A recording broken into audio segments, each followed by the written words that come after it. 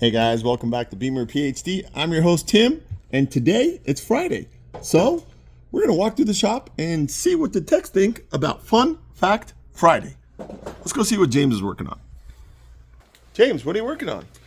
I was doing some testing analysis on this car for misfire, and one thing we always do on this specific engine is check the timing chain because they tend to fail pretty frequently. And so we just check with the magnet, and it's already wiggling with just the magnet. But just to see how much it's wiggling, I do also stick a pick in there. And if I'm able to run the pick between the timing chain and the timing chain guide, it's time for replacement. And this one there's zero resistance. I'm able to kind of wiggle it around and adjust the angle of the chain, which is not good. So what would be the consequence of not doing a repair like this? It will eventually stretch enough to throw timing off, or it could skip a tooth on the cam gears, which will cause the valves to interfere with the piston, and when that happens, it's the damage is pretty bad. Usually that ends up leading towards engine replacement for these engines. So this is a pretty critical repair. Yes. How many miles does this car have on it? I believe it's at 80,000.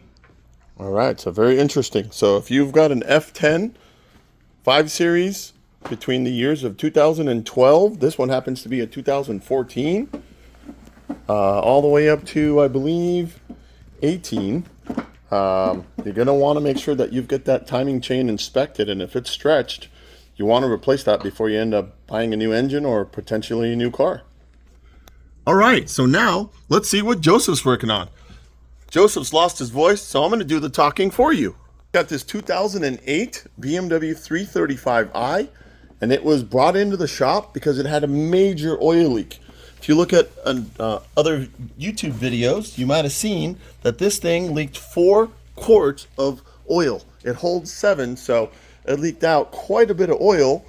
And the reason for that was these 2 pressure hoses right here, which have flow going to them so they can go to the oil cooler, which has a thermostat, so it cools the engine oil as the engine is driving, and these are high pressure. So when this hose ruptured, it got oil all over the engine bay, on the side, on the bottom. We had to completely disinfect or degrease this engine, and as you can see, Joseph is finishing cleaning up all of the last pieces of the plastic.